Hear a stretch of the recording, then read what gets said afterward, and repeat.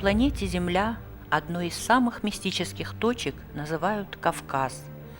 Здесь объединяются начало и конец нынешнего человечества. Это одна из 3 вечных вершин, а также эзотерическая ось мира. Кавказ являлся священной землей в древних традициях, потому что это то самое место, где возродилось человечество после катастрофы потопа, и где оно сделало первые шаги к цивилизации. С самых древнейших времен центральную часть Большого Кавказа по обе стороны главного Кавказского хребта населяют Ир-ас-Аланы-осетины. Эта земля исторически является крупнейшим и древнейшим сакральным центром всего индоевропейского мира. Здесь располагалась духовно-идеологическая зона древнего мира.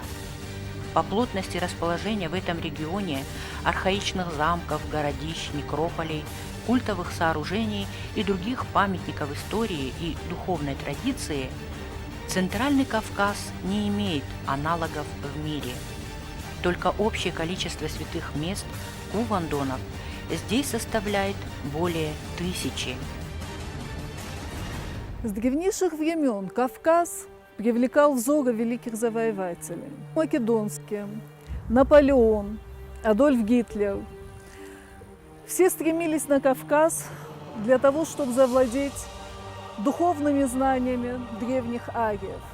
Кавказ, овеянный легендами и мифами, был родиной мифических героев, легендарных асов. На Кавказе родились русские боги. Их рай, их обитель называлась так же, как и само название осетин – Ир. Кавказским горам был прикован Прометей. На Кавказе жили великие асы скандинавов. Здесь их родина.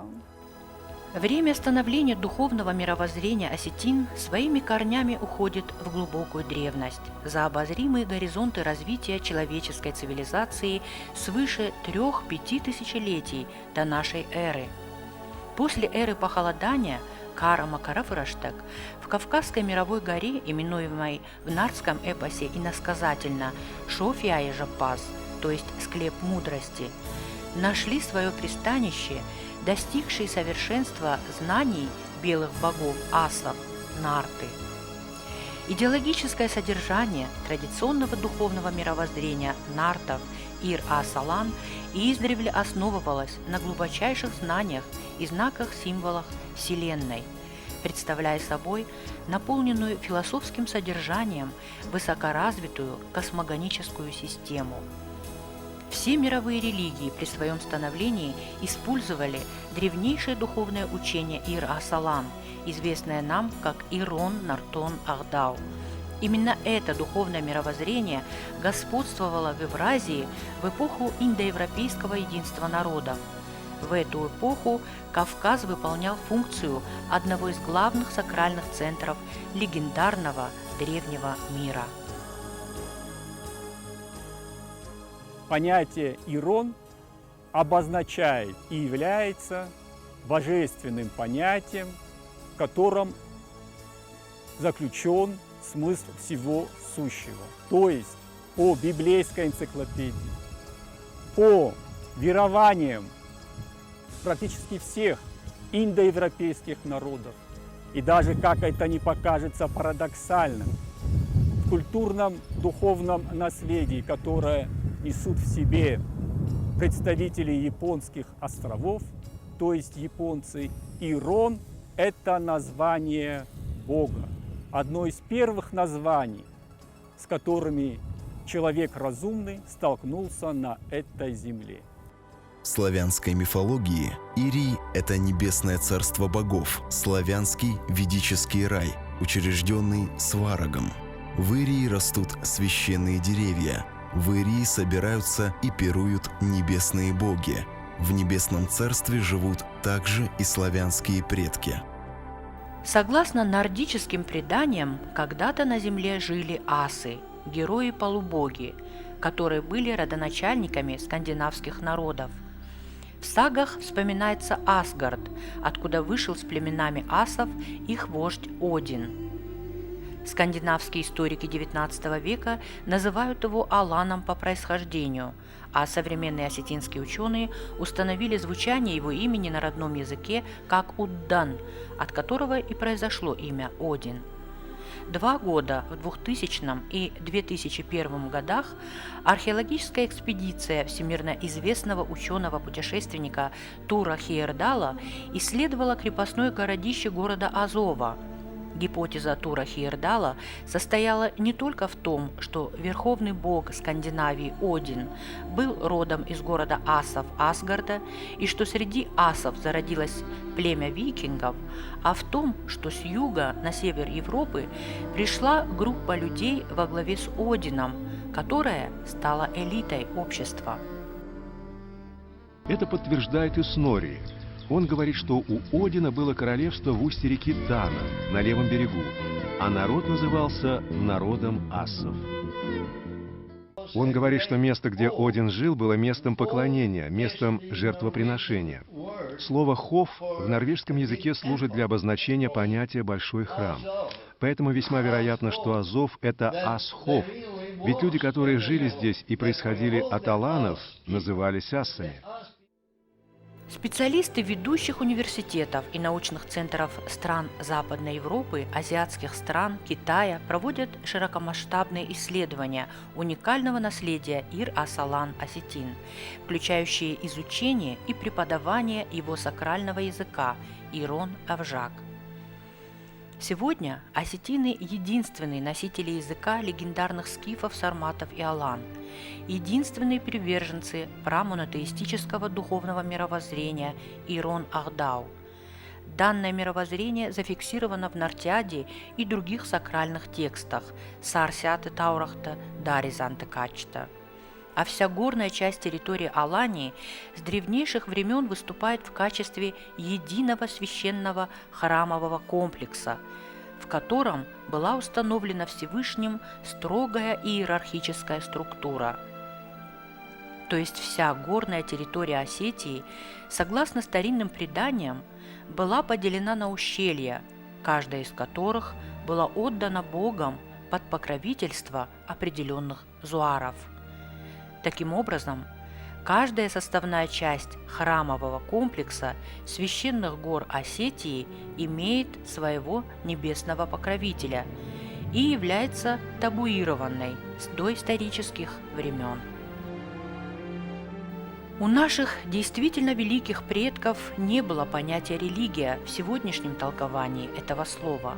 Им не нужно было во что-то верить, они знали, как все устроено во Вселенной и как все работает.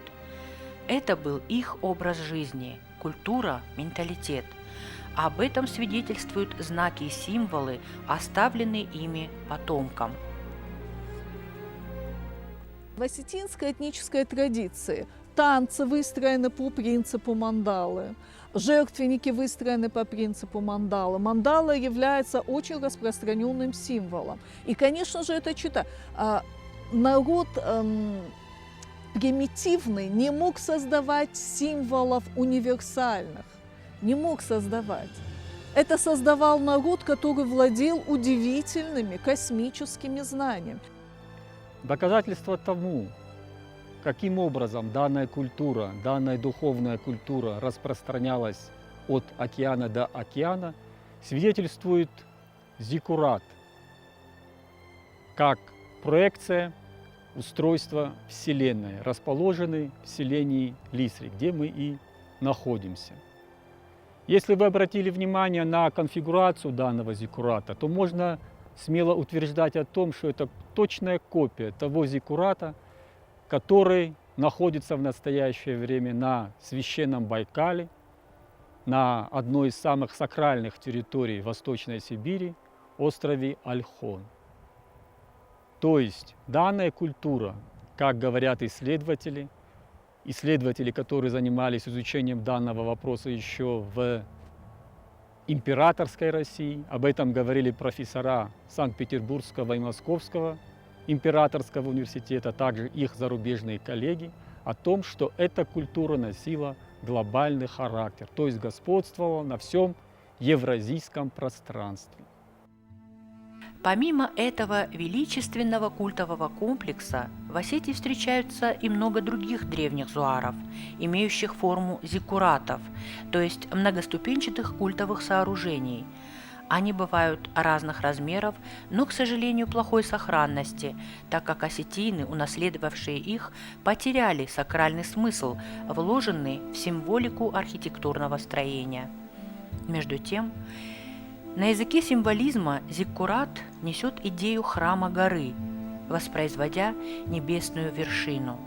При этом наружный замкнутый круг из камней, согласно древним космогоническим текстам, символизирует Вселенную, квадратная тумба – Землю, наш материальный мир, а третья, центральная стела символизирует дух, пронизывающий Землю.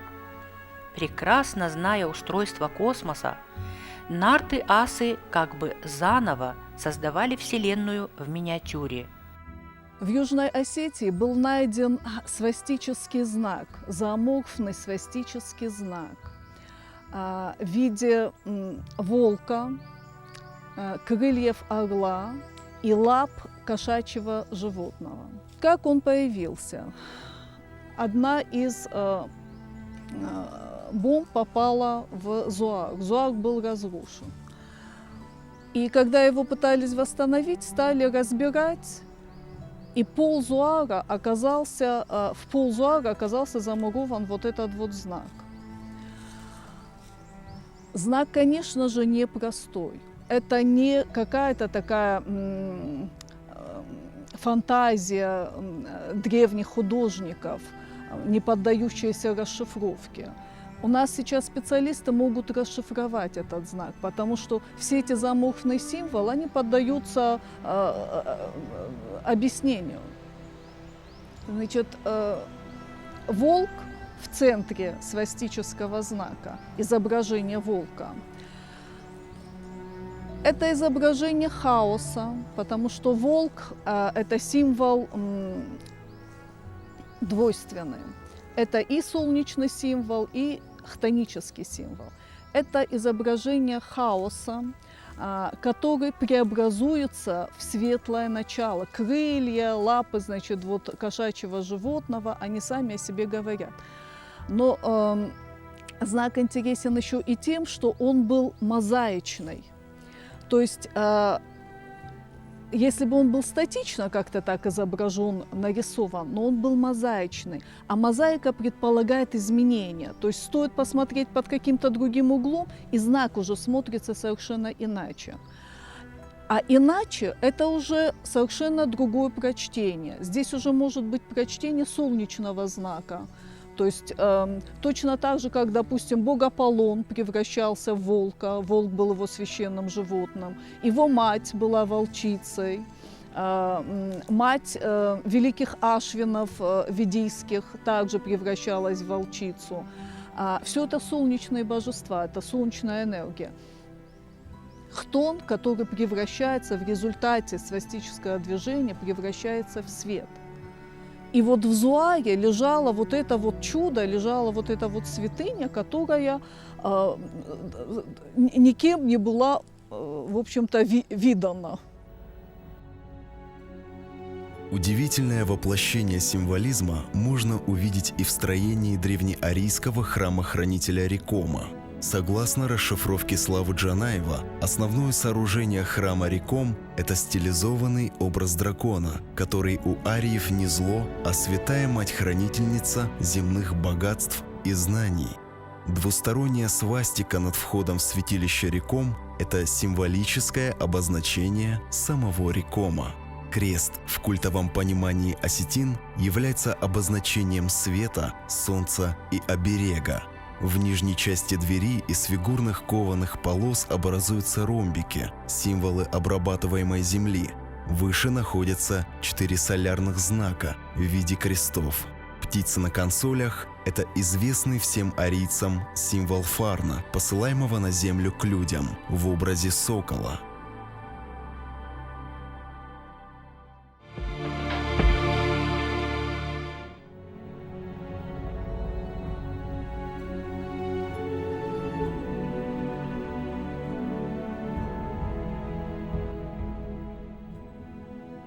на цилиндрической шумерской печати, вот это же точно такой же знак.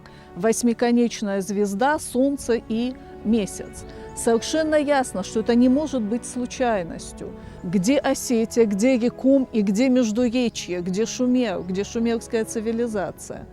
Значит, речь идет о каких-то единых, глубоких, древних истоках вот этой вот культуры. И она сохранилась. Вот она, пожалуйста, смотрите. В Рекоме мы ее наглядно видим. Никто не может объяснить, что это такое. Но то же самое есть и, значит, на шумерской печати.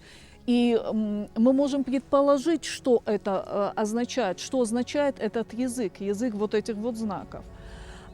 Восьмиконечной звездой всегда изображалась богиня, великая богиня. Богиня Исида в Египте, богиня Иштар в Шумере, у нас наша Шатана. У нас в эпосе есть сюжет, где Шатана берет деревянного конька и на одной его стороне рисует солнце, а на другой полумесяц. А сама она есть эта звезда. Вот. То есть вот эти вот соответствия, они совершенно удивительны. Но еще больше меня удивило соответствие с другой шумерской печатью, где изображаются боги, которые создают человека. И что бы вы думали, создают они человека на маленьком фынге на 3 ножках. Этому фынгу, этой печати шумерской, не менее 5000 лет. Фынг дошел вот в том же самом виде. Там даже вот видно, что Бог стоит на коленях над этим столом. То есть там размер фынга такой же, который мы привыкли видеть в осетинской традиционной культуре. И на этом фынге стоит, значит, сосуд, в котором месится глина, наверное, а рядом сидит богиня с созданным ею человеком. Еще много тайн и загадок хранят наши горы. Пока ученым не удалось разгадать смысл знаков-символов, оставленных предками на стенах башен и укреплений. Так остаются непрочитанными многочисленные петроглифы в бывшем в древние времена укрепленным городом, удивительном по красоте и мощи, а ныне покинутом жителями селения Самыти в Куртатинском ущелье.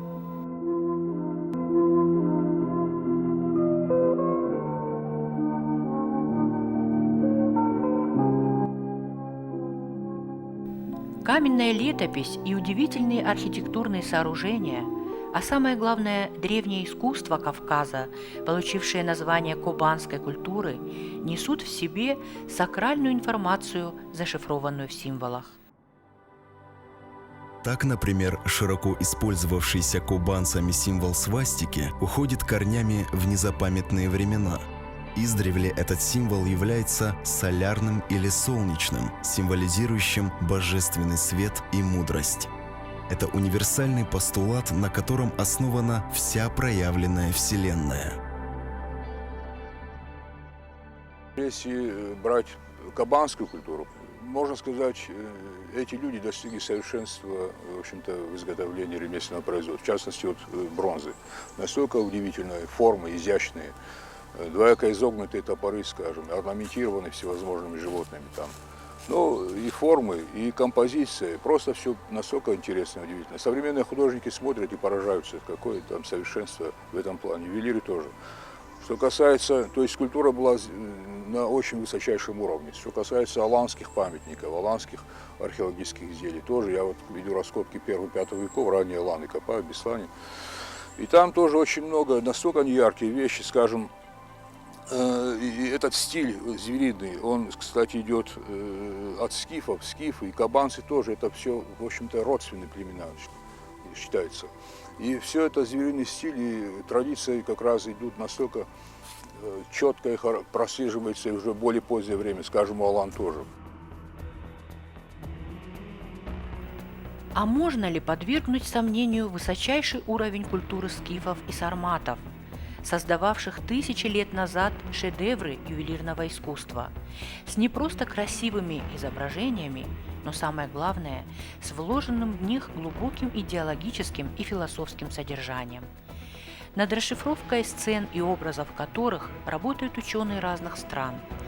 А выставки скифского золота в самых крупных городах мира собирают наибольшее количество посетителей и почитателей.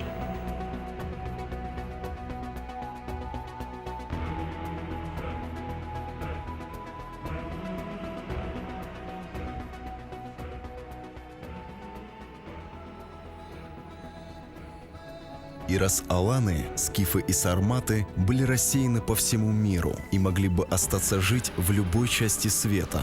Однако случайно ли, что они выбрали именно Кавказ для сохранения идеологии асов-нартов? Горы Центрального Кавказа явились для них самой укрепленной природной крепостью, которую никто никогда не смог покорить. Здесь издревле господствовала и совокупная сила многочисленных святых мест, каналов связи с высшим миром. И именно здесь, благодаря своей изолированности, народ сумел сохранить, передавая из поколения в поколение веренные ему тайны, зашифрованные в Нартиаде, в традициях и обычаях.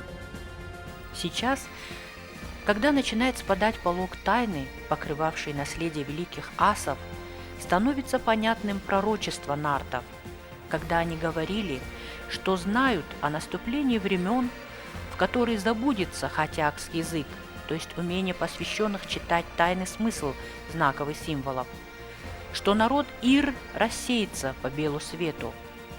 Но настанет час, когда найдутся истинные наследники нартов-асов, которые с помощью притч заповедей вспомнят хатиакский язык, то есть научатся понимать универсальный язык символизма.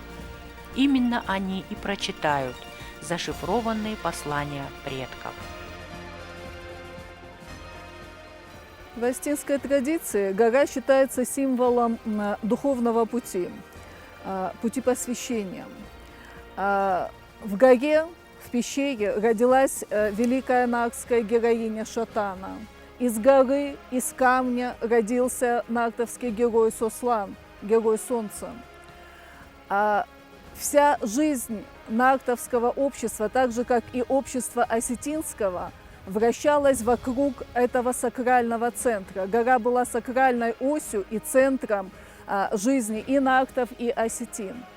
Вот эта мистерия жизни, которая вращалась в свастическом движении вокруг сакрального центра, вокруг горы, она продолжается и сегодня. Для нас и сегодня горы наши являются духовной святыней, духовными центрами. Великолепные, разбросанные по нашим ущельям зуары и есть те ступени сакральной школы древних асов, по которым изучали школу жизни. При присоединении Осетии к России, когда российское правительство направило в Осетию исследовательские географические партии, то в Алагирское ущелье их не пустили, мотивируя тем, что места сакральные и туда просто так приходить нельзя. Практически в каждом ущелье, в каждом обществе были такие места, где находились вот такие центры духовные, можно так сказать, в которые в обычный день или просто так заходить было нельзя, и могли заходить или посвященные, или люди могли попасть туда во время праздника.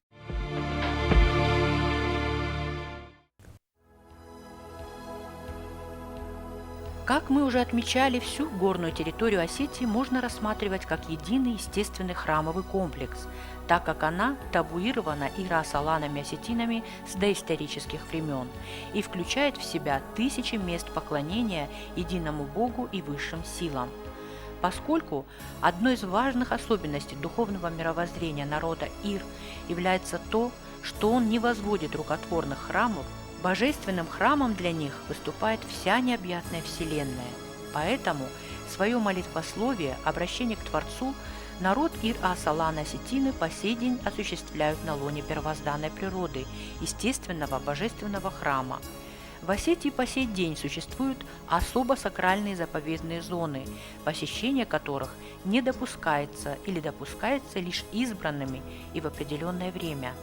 Например, особо священными, табуированными являются лесные массивы Шаукома в Мамисонском ущелье, Шаукома-Зорта в Алагирском, город Паухох, Карюхох, Джимара, Хетаджикох и другие.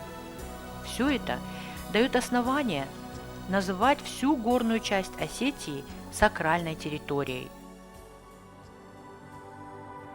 Под сакральной, священной территорией можно понимать часть культурного ландшафта этноса, играющую важную роль в формировании и функционировании его традиционного мировоззрения в процессах этнической самоидентификации.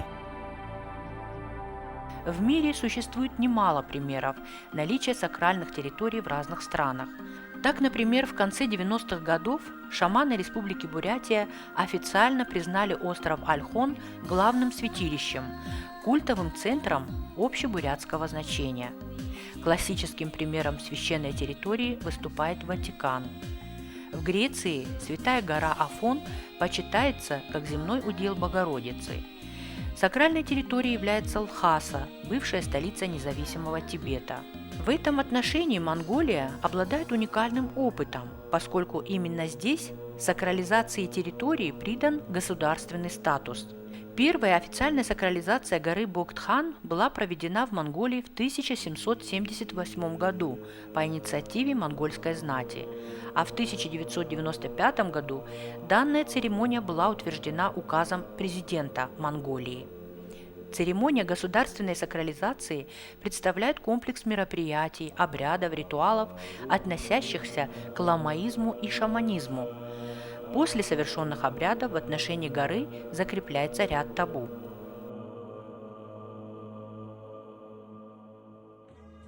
А в республике Мари-Эл священным объявлены многочисленные рощи. Веру марийцев часто называют язычеством, но сами марийцы этот термин отвергают, говоря, что они молятся богам, а не деревьям. Сейчас используется термин «марийская традиционная религия», а храмом для марийцев является священная роща. Марийцы – единственный в Европе народ, существенная часть которого не приняла ни ислам, ни христианство. В священной роще марийцев нельзя говорить громко, нельзя сквернословить, ломать ветки, справлять нужду. Сюда запрещено заходить женщинам в известный период. Употребление на святых местах и в пределах ареала их действия спиртных напитков расценивается как святотатство. В рощах поразительная чистота. Сюда нужно приходить с чистыми мыслями, помывшись предварительно в бане, одевшись во все чистое и светлое. До моления никто не смеет отведать ни мяса, ни супа жертвенного животного. Молитва обставляется целым рядом церемоний и ритуалов. Главное условие пребывания в священной роще – чистота души и тела. Не правда ли, все это знакомо нам, осетинам? И не говорит ли это о едином источнике космогонических знаний, явившихся основой для проведения священных ритуалов монголами, бурятами, марийцами, но прежде всего нами, осетинами, которые должны, как никто другой в этом мире, соблюдать заветы нартов-асов.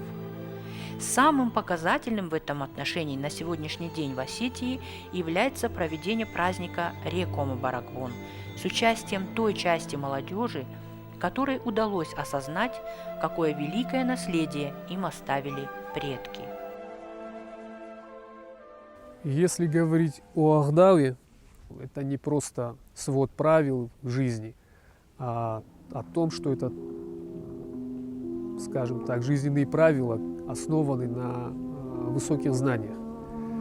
И человек, который просто смотрит на это вначале, как бы скажем, на бытовом уровне, можно не понять просто, потому что они помимо того, что основаны на высоких знаниях, они очень приспособлены к жизни. Можно сказать, что, как я думаю, могу так сказать, что некогда высокие знания люди перенесли в бытовой уровень. И уже в быту передавались какие-то сакральные вещи в очень простом формате. И насколько человек развит насколько человек проникает вглубь, насколько у него высокий потолок, настолько он понимает суть того или иного действия. Находясь сегодня в этих красивых, благодатных местах, где родились и выросли наши предки, где нам оставили немало памятников, которые говорят о нашем великом прошлом, заслуживающем большого внимания и уважения, хочется обратить внимание на то, сколько святых мест у нас в Осетии есть. В данном случае вот здесь сегодня мы находимся в селении Лисри. Конечно, оно уже давным-давно брошенное, остались вот памятники так называемой старины, но это памятники нашей великой культуры, нашей арийской культуры, о которой, конечно же, мы должны не просто знать многое, если не все, то хотя бы не забывать. Но, к сожалению, мы на сегодняшний день об этом стали просто забывать, а многие просто даже не знают, кто мы такие есть на самом деле. Хотелось бы обратиться к своим соотечественникам, чтобы они не забывали хранителями и носителями какой великой культуры они являются и на какой благодатной святой земле они живут. Здесь, на Кавказе, издревле находились уникальные знания ариев. И находились, и находятся, я хочу сказать, потому что никто не отнимет у нас наш эпос, который является, еще раз повторяю, ключом к пониманию сакральных текстов всех остальных народов индоевропейских. Никто не отнимет у нас наши горы, в которых находятся наши священные места, наши зуары, наши священные рощи. И пока живы осетины, никто не отнимет у них их язык. Я очень верю в то, что когда-нибудь все эти памятники, все эти артефакты заговорят языком, на котором говорили древние арии, священным языком асов, хатиакским языком, которым в нартском эпосе владеют выдающиеся нарты. Не все нарты владеют, только выдающиеся нарты. Язык богов, язык посвященных. Был Винсент Мун, он снимает аутентичную музыку, этническую, и интересуется не только музыкой, но и корнями, откуда она происходит. Он был очень удивлен осетинской музыкой, осетинскими корнями. Когда мы начали рассказывать, что есть песни, исполняемые на праздниках, есть древние сказания, кадаги, которые тоже исполняются под аккомпанемент, он очень заинтересовался этим, спрашивал, откуда это происходит, что углубился в миропонимание осетинское.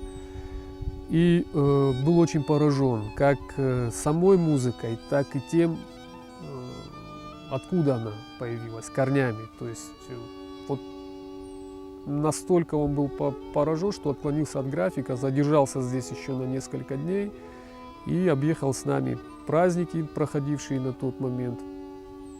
Мы ему показали, что как проходит. В общем, он был восхищен не только осетинской музыкой, но и осетинской духовной культурой. Говорил о том, что побывал во многих странах мира, и практически везде есть связь, есть схожие моменты. Но только в Осетии вот он увидел настолько сохранившуюся структуру, как бы целую, цельную. И постоянно задавал один и тот же вопрос. Почему вот у соседей не сохранилось, а у вас сохранилось?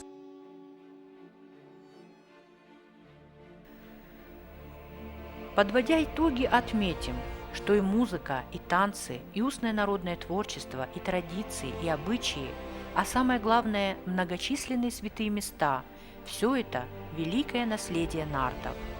В этих намоленных местах проходили древние мистерии, и здесь же ждут своего часа еще не раскрытые тайны.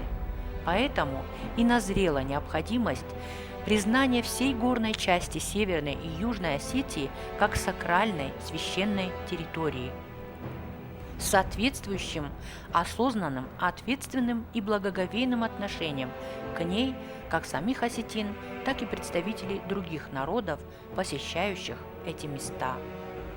Официальное придание табуированным территориям горной части исторической Алании статуса сакрального центра общеарийского значения представляет собой единственную реальную возможность отнесения данной территории к части всемирного культурного наследия, находящегося под патронажем Организации Объединенных Наций. Согласно федеральному закону номер 73 об объектах культурного наследия, культовым объектам и сакральным территориям народов Российской Федерации гарантируется государственная охрана.